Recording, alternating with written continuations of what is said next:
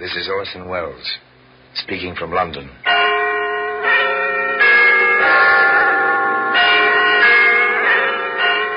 The Black Museum. A repository of death. Yes, here in the grim stone structure on the Thames which houses Scotland Yard is a warehouse of homicide. Where everyday objects, a kitchen knife, a roller skate, a violin string, all are touched by murder.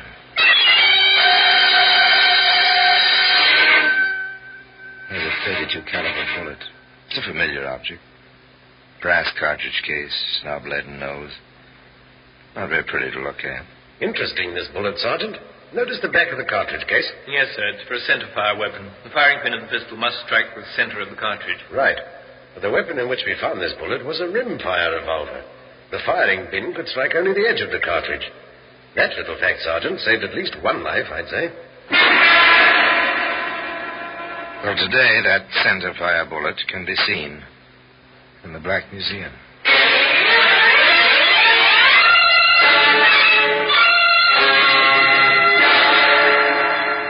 From the annals of the Criminal Investigation Department of the London Police, we bring you the dramatic stories of the crimes recorded by the objects in Scotland Yard's Gallery of Death, the Black Museum.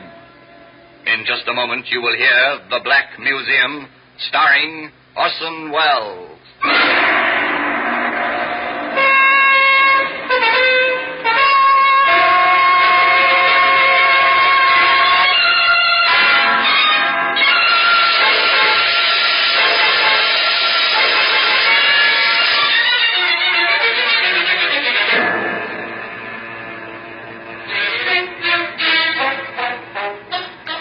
Familiar works appear in a dramatic new form as KUW presents radio adaptations of great literary achievements on Theatre Royale.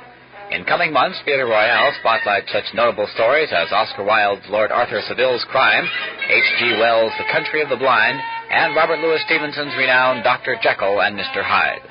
Hosts for the series are Laurence Olivier, Ralph Richardson, and Orson Welles. Listen to Theatre Royale every Thursday evening at 9:30.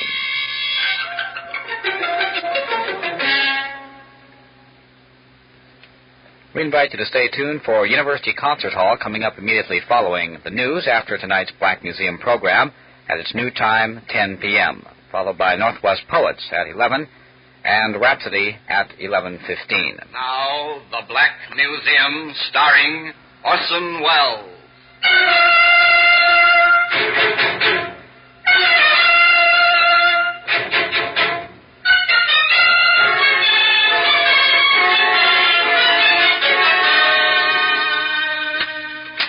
Here we are, the Black Museum. Scotland Yard's museum. A museum of murder. Here lies death. So orderly, so well kept. Row and row. A macabre record of the violence of many generations. Each object in its place, each marked, tagged, carded with name and place and date. Each object in this room enjoyed in its life one supreme moment when the eyes of the world were upon it. And it played its silent part in a case of murder.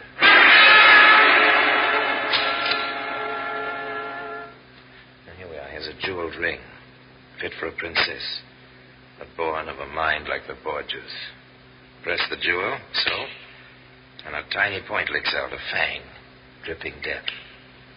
Shake hands with your enemy. Shortly thereafter, he dies. A bathtub.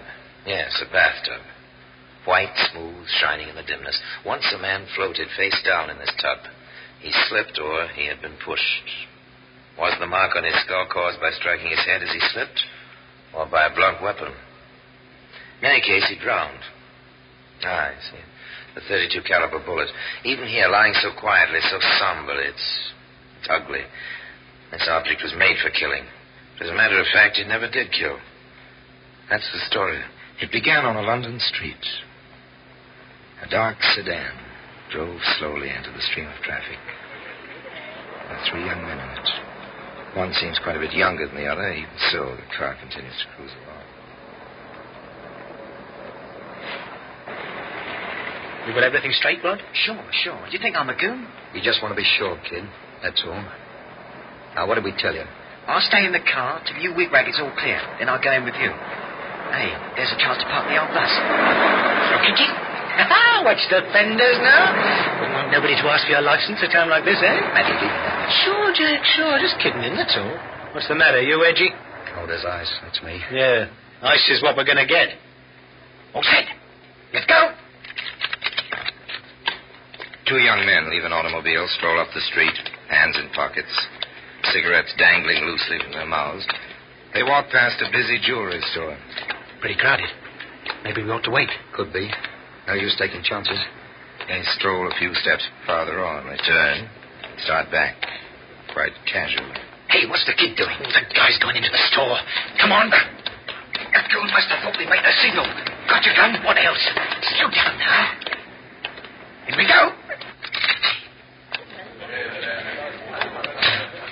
Rod, what's the idea? You wig-wagged, didn't you?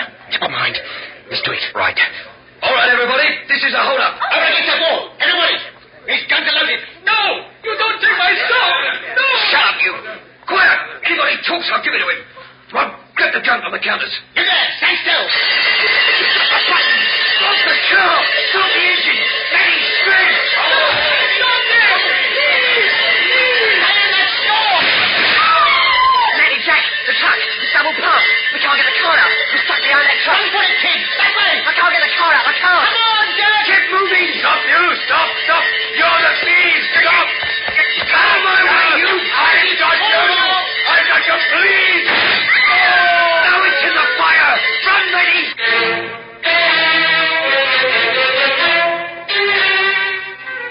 A man lay dead on the sidewalk. The crowd milled around him. The black sedan stayed in its place. 3 young men disappeared in the teeming streets, disappeared completely and utterly. A few hours later, in a quiet office in Scotland Yard, Inspector Bowers and Detective Sergeant Wood looked at what they had. Not very much of anything, have we, Sergeant? No, sir.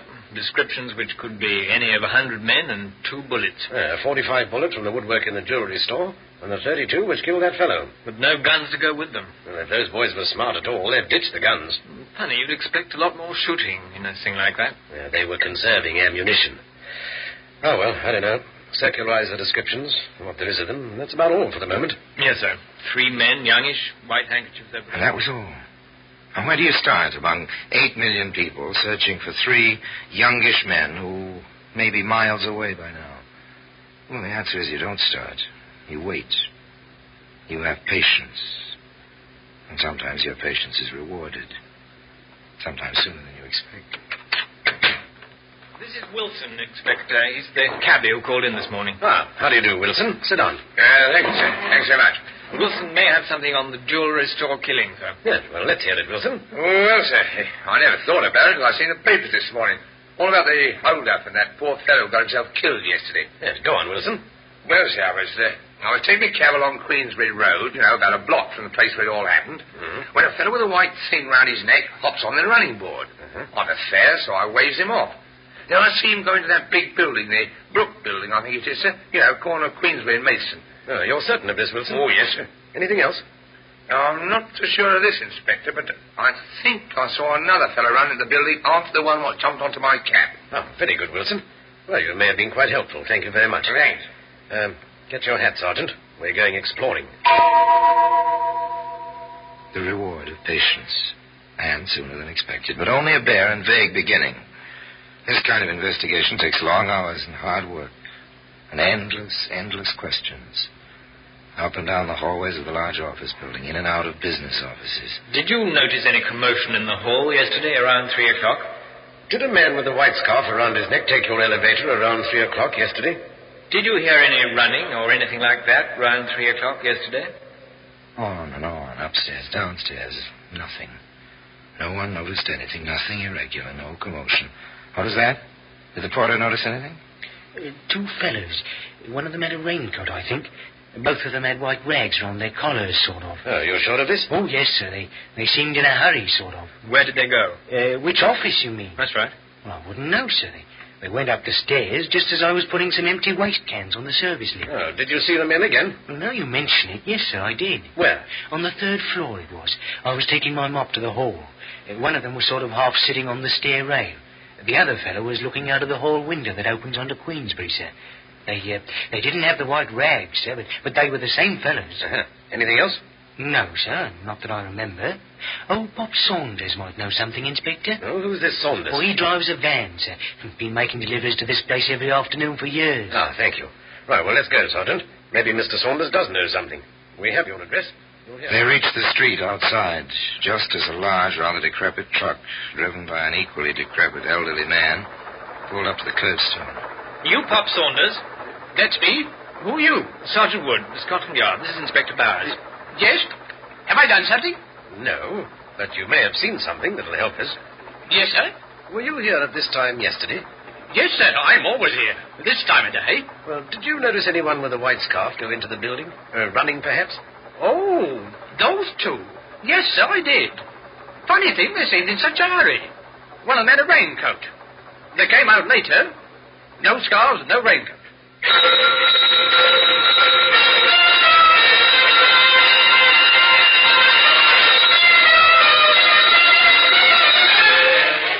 Now the search is on for a raincoat. Scarves or handkerchiefs can go into pockets, not raincoats. The Brook building swarms with police. Every nook and cranny is inspected. In the cellar, in a dark corner. This must be it, Inspector. Every other raincoat in the building's accounted for. Not a mark on it. Nothing. Yeah, try ripping the lining, Sergeant. Nothing, sir. Except the manufacturer's stock tag under the armpit. Not much, but a little at any rate.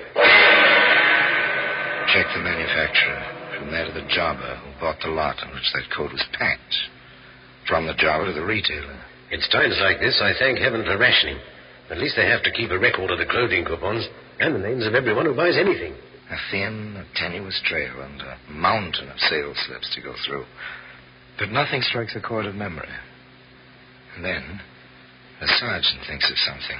Inspector, when they make out these records, don't they write the last names first? Yeah, you're right. They do.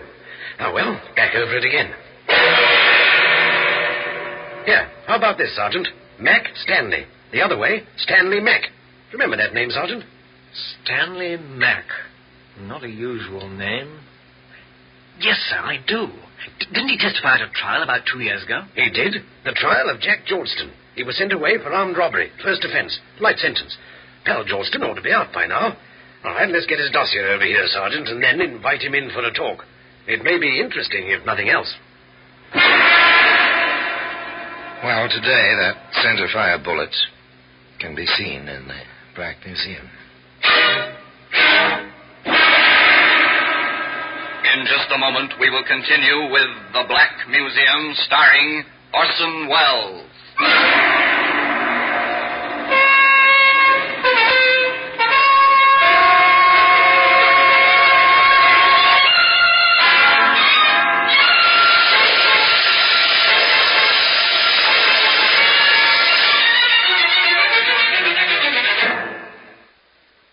And now we continue with The Black Museum, starring Orson Welles.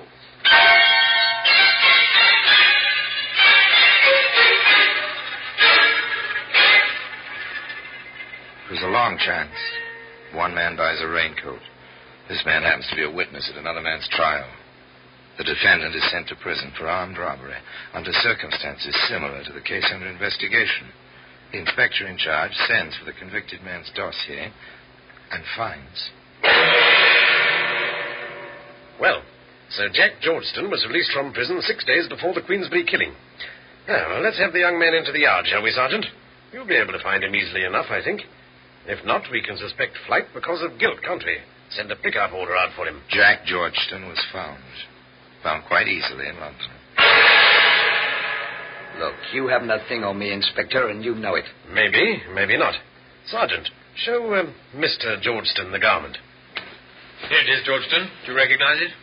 There's a million raincoats like that. Yeah, but not bought by Stanley Mac. That coat. You know it? Yeah. Yeah, I didn't have nothing against the rain last week when I got out. So Stan gave me the coat. Oh, where did you lose it? I didn't lose it. I never lost nothing. Except a little time recently. Yeah, we know about that. I figured you did. Keep a civil tongue in your head, Georgeston, understand? Okay. Okay, I said.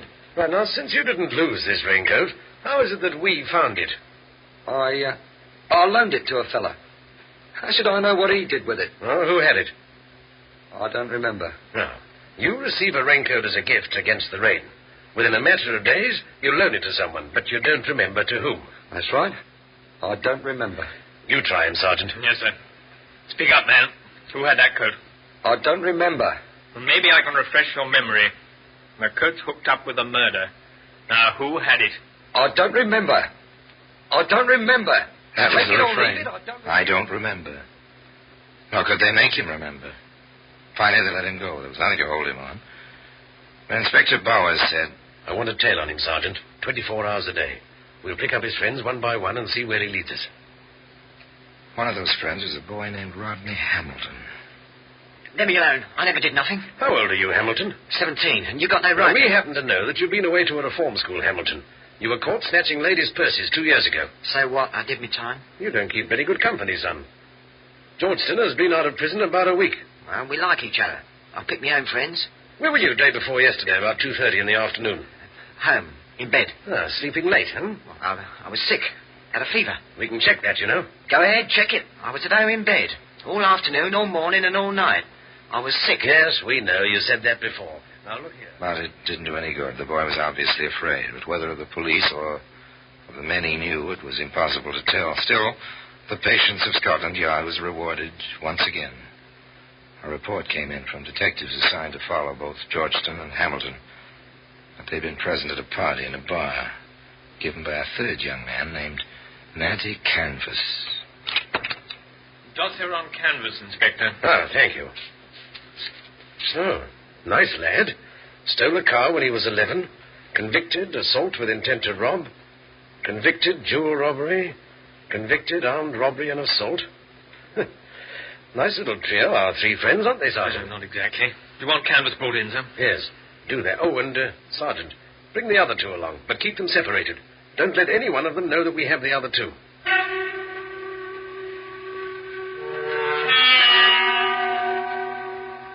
Nothing highly dramatic, merely routine, Scotland Yard routine, recognizable as standard practice by any policeman in any large city. Bring him in for questioning. But it always helps to have a few facts on which to base the questions.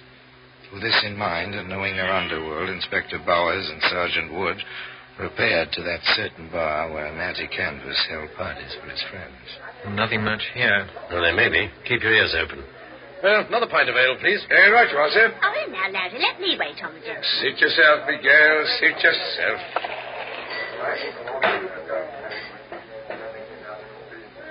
Oh, well, down the hatch. Right.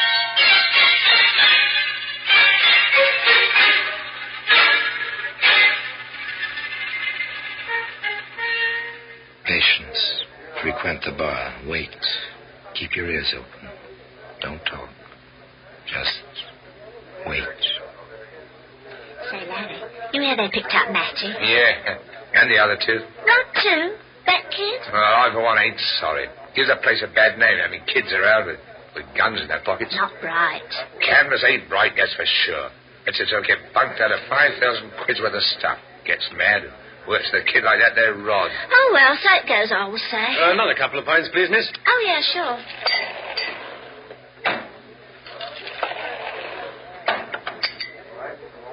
There you are. Do you know a lad named Canvas? Me? I don't know nobody.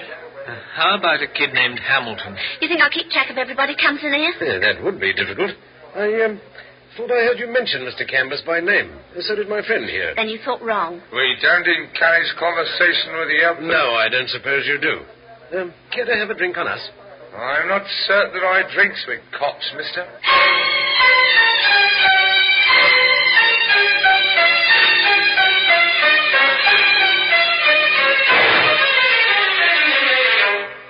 More routine ahead. More routine for the inspector and the sergeant after they left the bar. They checked descriptions of the men seen at holdups and robberies prior by some months to the tragedy in Queensbury Street. In one case, A description tallied with Matty Canvas. Mr. Canvas was invited out of his cell and into the inspector's office. All right, Canvas. You've been identified on the Davis job. You'll do a good long stretch for that. You may as well tell us what you know about the Queensbury shooting. I don't know nothing.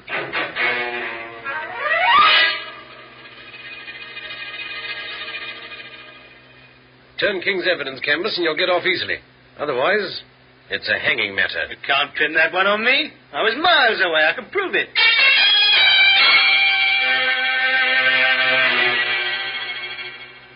I suppose I told you the kid's been talking his head off. Rod? Talk? Not in your life. He's too scared somebody will cut his liver out.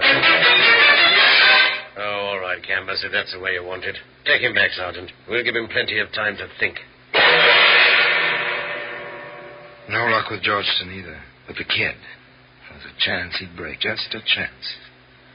The inspector took it. Look, boy, your pals are saying that you held a gun that killed the fellow in the Queensbury holdup. I never had a gun. Maybe they're framing you, lad. After all, you're pretty young, 17. You won't hang. They will. So naturally, they say it was you. I didn't. I never touched the gun. Canvas says you did, that you had the 32 all the time. I never did. They can't say it. They can't. But they do. Both of them told me. Looks to us like they got together to put the job on you. Well, why shouldn't they? They might have to die. And there were only 2 guns. They had them. You got to believe that. You got to. We don't have to believe anything except evidence. If you had the guns, if I told you where they were, I said it. I didn't mean to talk. I did. Keep talking, lad. It's the only way to save your neck. My neck? If you held that gun and pulled that trigger... All right, we threw the guns away, both of them. The 45 Matty had and the 32 Jack had. We threw them in the river from the quay at the Lancashire Wharf. If you can find them, you'll see. Maybe there'll be fingerprints. You've got to find them guns. You've got to.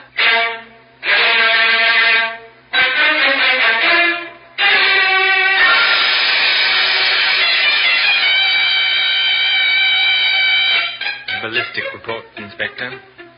The 45 fired the bullet we found in the woodwork. The 32 killed the man in the street. And it's funny, half the cartridges in the 32 were rimfire. The other half was centerfire. Those didn't go off. If they had, chances are there'd have been a lot more murder. And today, if you're interested, you can find that centerfire bullet in a place of honor in the Black Museum.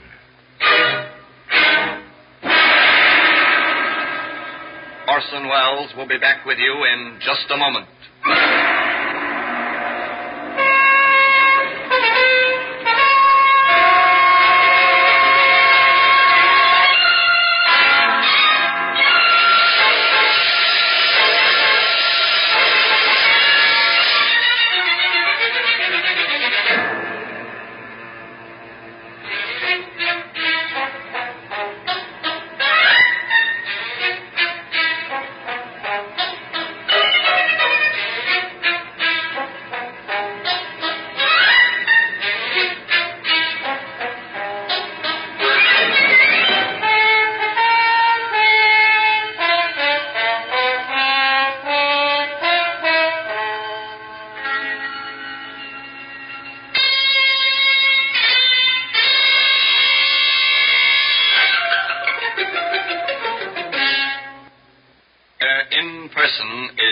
Orson Welles. It's an accepted fact in police work that 80% of the occupants of our prison either were taught there or taught themselves there. In this case, it was patient police routine plus the talking of young Rod Hamilton, which put Rod behind bars for the rest of his life and brought Georgeston and Canvas to the 13 steps and the rope one morning at 8 o'clock. There's a postscript to this story. The use of a gun by an English criminal is rare. Nor in England do the police go armed in their normal course of duty. The Hamilton case was one of the more obvious symptoms of a post-war disease of violence. The death of Georgeston and Canvas was not without its effect on this disease. For days, weeks, and even months after their execution, pistols, guns, knives, many of them perhaps innocent wartime souvenirs, others of more dubious origin, were found by the police on rubbish heaps, disused gardens, on the mud banks of the River Thames. The criminal world of London had come to terms with their traditional enemies at Scotland Yard. And perhaps, after all, the innocent man had not died in vain. The bullet that killed him, the centerfire bullet, remains in its customary place in the Black Museum. And now, until we meet next time in the same place, I tell you another story about the Black Museum. I remain, as always, obediently yours.